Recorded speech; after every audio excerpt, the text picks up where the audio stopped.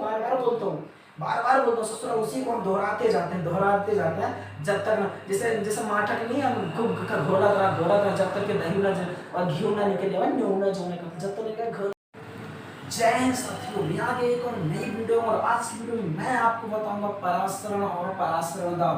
मेरे साथियों मैं आपको बता दूं कि यह वीडियो हमारी कक्षा 12वीं के लिए यानी क्लास 12 के लिए बहुत ही इंपॉर्टेंट है, जिसमें मैंने ऑस्मोटिक प्रेशर और ऑस्मोसिस यानी ऑस्मोसिस प्रेशर और ऑस्मोसिस की परिभाषा, इसकी क्रिया, ये सारी जानकारी हम आज आपको इस वीडियो में देंगे। मेरे साथियों चैनल पर नए हैं तो चैनल पर लगातार बने रहें, चैनल को सब्सक्राइब करें। आप देख रहे हैं बघेली एजुकेशन और बघेली एजुकेशन में मैं सर आप लोगों का स्वागत करता हूं। चलिए आपको टाइम वेस्ट ना करते हो, हम अपने टॉपिक को वेस्ट करें और आज हम आपको परासरण दाब बता ही दें। क्या बता दें मेरे साथी? परासरण दाब। परासरण दाब जानने से पहले हमें परासरण को जानना बहुत ही जरूरी होता है। इसे जानना परासरण को, इसको इंग्लिश में क्या कहते हैं? ऑस्मोसिस। मेरे साथी आपको हिंदी के साथ में इंग्लिश पढ़ना बहुत ही जरूरी, क्यों? क्योंकि आगे की चलकर इंग्लिश का महत्व जो है ना वो हमें फ्यूचर में ज़्यादा ही देखने को मिल रहा है ना। तो चलिए हम आपको परासरण में ऑस्मोसिस को बता दें, ऑस्मोसिस होता क्या है ना। मेरे साथी जैसे आपने नाम सुना होगा तनु विलयन और सांद्र विलयन, सुना है ना। मैंने विलयन वाली परिभाषा में बताया हूँ, जिसमें मैंने विलयन बताया था आपको, विलयन जिसमें मैंने आपको सॉल्यूशन बताया था, इसी में मैंने आपको बताया था तनु विलयन और सांद्र विलयन बताया था मेरे साथी। चलिए एक बार मैं फिर से आपको बताने का कष्ट करता हूँ। जैसे मान लीजिए तनु विलयन होता है, तो तनु विलयन हम किससे कहते हैं? ऐसा विलयन जिसमें विलय के कणों के यानी विलय की मात्रा, बोल दो विलय की मात्रा क्या हो? कम हो। विलय की मात्रा क्या हो सकती? कम हो, उसे हम क्या कहेंगे? तनु विलयन। अब सांद्र विलयन की बात करें तो ऐसा विलयन जिसपे विलय की मात्रा क्या हो? अधिक हो, उसे हम क्या कहेंगे साथी? तो आप कहेंगे सर सांद्र विलयन कहेंगे। तो आपको तनु विलयन और सांद्र विलयन समझ में आया। अब हम आपको बता रहे हैं ऑस्मोसिस यानी परासरण। देखिए इसमें क्या होता है कि तनु विलयन में से, कहां से? तनु विलयन में से सांद्र विलयन की ओर अर्धपारगम्य झिल्ली की सहायता से, किसकी सहायता से? अर्धपारगम्य झिल्ली की सहायता से विलायक के कणों का स्वतः प्रवाह क्या कहलाता है मेरे साथी? परासरण कहलाता है। फिर से समझिए, तनु विलयन से सांद्र विलयन की ओर हम किसे बता रहे हैं? परासरण को। किसे? परासरण को। अब तनु और सांद्र का नाम आ रहा है तो तनु विलयन और सांद्र विलयन तो हम आपको पहले ही बता दिया। क्यों? सच है ना, बताया ना जी, सच है ना। हाँ तो चलो ठीक है। तो तनु विलयन क्या कहते हैं? कि तनु विलयन किसे कहते हैं? कि ऐसा विलयन जिसपे विलय की मात्रा क्या हो? कम हो, उसे तनु विलयन। और सांद्र विलयन ऐसा विलयन जिसमें विलय की मात्रा क्या हो? अधिक हो। क्यों? सत्य ना जी। हाँ तो ऐसा बोलते क्यों नहीं, चुपचाप बैठे हो? सही है। तो चलिए हमारा तनु और सांद्र हुआ। अब परासरण की हम आपको फिर से एक बार बता दें कि परासरण में तनु विलयन से सांद्र विलयन की ओर, यानी तनु से सांद्र की ओर विलायक के कणों का स्वतः प्रवाह, लेकिन किसकी सहायता से? अर्धपारगम्य झिल्ली की सहायता से प्रवाह होता है, उसे ही हम क्या कहते हैं? परासरण कहते हैं। क्यों? अब आपको कॉपी में कैसे लिखना है ये आप अच्छे से समझ लीजिए। स्क्रीन पर लिखा हुआ आप स्क्रीनशॉट भी ले सकते हैं। तो क्या? तनु विलयन से सांद्र विलयन की ओर अर्धपारगम्य झिल्ली की सहायता से विलायक के कणों का स्वतः प्रवाह की घटना परासरण कहलाती है, यानी ऑस्मोसिस कहलाती है। चलिए आपको परासरण समझ में आ गया। तनु और सांद्र तो अच्छे से समझ में आ गए ना, तनु विलयन। अच्छा ये बताइए तनु और सांद्र का मतलब क्या होता है? जैसे मान लो कि हमने क्या गाढ़ा का नाम सुने हो ना? गाढ़ा गाढ़ा का था, बहुत मोटा है, बहुत गाढ़ा है, बहुत पतला। जैसे मान लो हम लोग दही लेने गए तो घर में क्या करते हैं? जैसे मान लो मम्मी ने दही मांगी तो क्या बोलती? मम्मी ने माठा मांगा। माठा तो समझते हो ना? माठा जिसे कहते हैं, दूध का बनता है, ये कि दूध का। तो जो माठा होता है ना तो क्या कहेंगे घर में कि वाह दादू रे माठा हलकोर की आवाज दे, कहीं ना दादू माठा हलकोर की आवाज दे, ए बेटू रे माठवा हलकोर की आवाज दे ना। तो मठवा हलकोर की आवाज दे मतलब क्या हुआ कि जैसे मान लो कि एक पात्र में हमारे माठा भरा हुआ है, इतना माठा भरा हुआ है, ठीक है ना, इतना भरा हुआ। इसमें क्या होता है? जो आप देखोगे तो जो नीचे वाला पात्र होता है, जो नीचे होता है वो गाढ़ा रहता है, और ऊपर देखोगे पनीगर नहीं रहता, पानी टाइप का रहता है ना, पानी टाइप का। तो क्या कहते हैं? जिनके हमारे लोग कम मात्रा में माठा है तो क्या कहेंगे?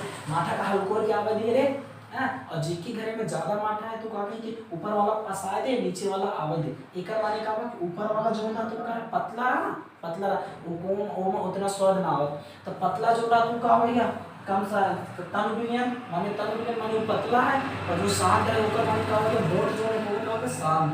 तो समझ में आवा नहीं ऐसे मठा के हिसाब से तन और शांत, मतलब जिसमें विलेय की कण विलेय की मात्रा कम हो उससे तन, और जिसमें विलेय की मात्रा ज्यादा हो उसमें शांत। अब विलेय और विलायक किसे कहते हैं, दो नाम आ रहा है, जिसको भी मैंने वीडियो बना दिया, आप लोग नहीं देखे तो केवल डिस्क्रिप्शन में देखिए है, क्योंकि अगर इसी वीडियो मैंने सब कुछ को भेज करूँगा ना तो वीडियो हमारी बहुत बड़ी हो जाएगी, फिर आप लोग कहेंगे सर आप बहुत बड़ी वीडियो में पढ़ाते हैं, हाँ बघेली वाले सर गंदे हैं बहुत बड़ी वीडियो में बताते हैं, तो यार मैं क्या करूँ ना, आप लोगों को समझने भी तो आना चाहिए सच का ना। चलिए पराश्रम आपको समझ में आया, फिर से एक बार समझते हैं कि तनु विलयन से सांद्र विलयन, मैं बार बार एक ही बात को क्यों बोलता हूँ, क्योंकि आपको एक ही वीडियो भी याद हो जाए मेरे साथ में, इसीलिए बार बार बोलता हूँ, बार बार बोलता हूँ ससुरा, उसी को हम दोहराते जाते हैं जब तक जैसे जैसे माठा नहीं हम खूब घोला रहा जब तक के दही ना और घी ना निकले और न्यू ना जोने का, जब तक निकले घोलत रहा ले मथा मत तो ऐसे मथा मत करके ना आप लोगों को भर रहे हैं, तो आपको याद हो जाए, आपसे बनने लगे मेरे साथी। तो चलिए फिर से हम बात करते हैं, आपको क्या बता रहे थे, ऑस्मोसिस यानी परासरण, तन विलयन से सांद्र विलयन की ओर, कहाँ तन विलयन से सांद्र विलयन की ओर क्या होता है, अर्धपारगमी झिल्ली की सहायता से विलायक की कणों का स्वतः प्रवाह क्या कहलाता है, परासरण कहलाता है, समझ में ना। अब अर्धपारगमी झिल्ली क्या होता है ये बात है जी, अरे भाई अर्धपारगमी झिल्ली, इसके लिए हम आपको एक अलग से वीडियो बनाएंगे अर्धपारगमी झिल्ली के लिए, यानी इसके प्रकार को बताएंगे, इसकी परिभाषा होगी, लेकिन आप यहाँ पर थोड़ा सा समझ लीजिए।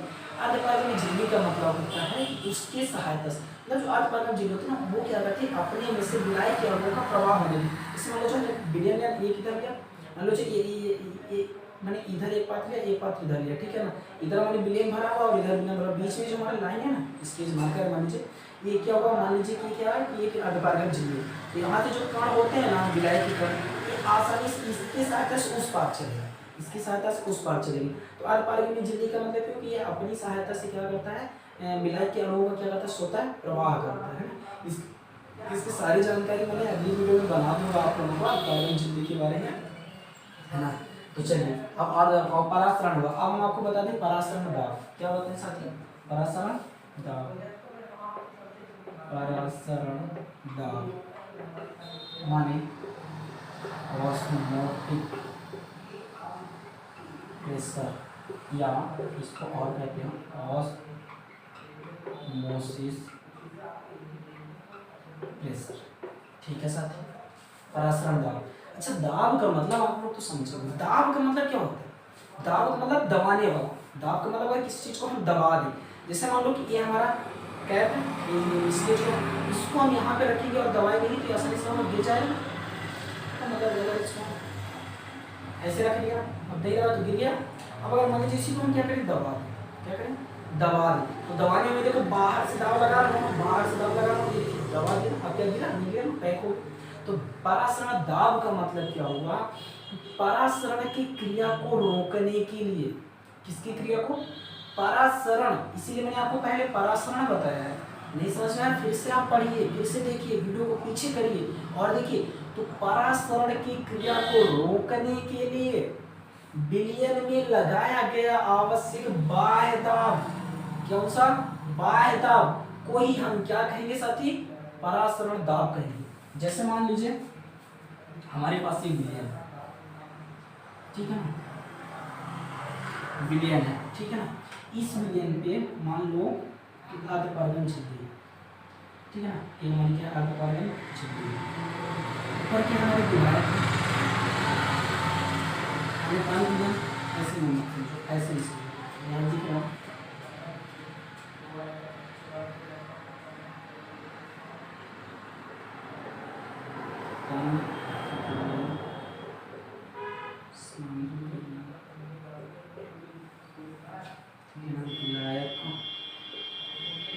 साथी हो गया ना, क्या हुआ हमारा विलय हुआ क्या हुआ, यह एक पूरा विलयन हुआ, ये हमारा अर्धपारगमी झिल्ली हुआ, ठीक है, मान लीजिए अभी विलयन भरा हुआ है हमारा, ठीक है, आया समझ में? आपको विलियन समझ में आया? अब इसको आप थोड़ा सा देखिएगा, जैसे कि मैंने आपको अभी अभी क्या बताया कि परासरण का मतलब कोई भी तन विलयन से सांद्र विलयन को विलायक की कणों का स्वतः प्रवाह या तो पारगमन झिल्ली की सहायता से क्या कहलाएगा? परासरण कहलाएगा। आया समझ में? अब परासरण की क्रिया को रोकने के लिए बाहर से लगाया गया दाब भी क्या कहलाएगा? क्या कहलाएगा? परासरण दाब कहलाएगा, है ना? तो अब देखिए, मतलब इस क्रिया को, जो यहाँ पर क्रिया, जो परासरण की क्रिया होगी, मतलब इससे जो इधर की ओर विलयन आ रहे हैं ना, जो कण आ रहे हैं, विलायक के कण जो आ रहे हैं ना, उसको रोकने के लिए हम एक दाब का प्रयोग करेंगे। किसका प्रयोग करेंगे? एक दाब का प्रयोग करेंगे, मतलब ऊपर से क्या लगाएंगे? इसमें दाब लगाएंगे, जिसे ही हम क्या कहेंगे? परासरण दाब कहेंगे। तो आपको समझ में आया? फिर से एक बार देख लीजिए कि परासरण की क्रिया को रोकने के लिए, परासरण की क्रिया को रोकने के लिए विलयन में लगाया गया आवश्यक बाह्य दाब परासरण दाब कहलाता है। चलिए मेरे साथियों, आई होप कि आपको परासरण दाब समझ में आ गया, परासरण भी समझ में आ गया। अगर आपको कुछ डाउट हो या कहीं पर कुछ प्रॉब्लम्स हो तो आप हमें मैसेज कर सकते हैं, कमेंट्स कर सकते हैं, व्हाट्सएप पर भी मैसेज कर सकते हैं। सर इस टॉपिक पे आप हमें वीडियो बना दीजिए, हम आपके लिए जरूर उस टॉपिक पर वीडियो बनाएंगे। चलिए तब तक के लिए जय हिंद, वंदे मातरम। मिलते हैं अब आपसे हम अगली वीडियो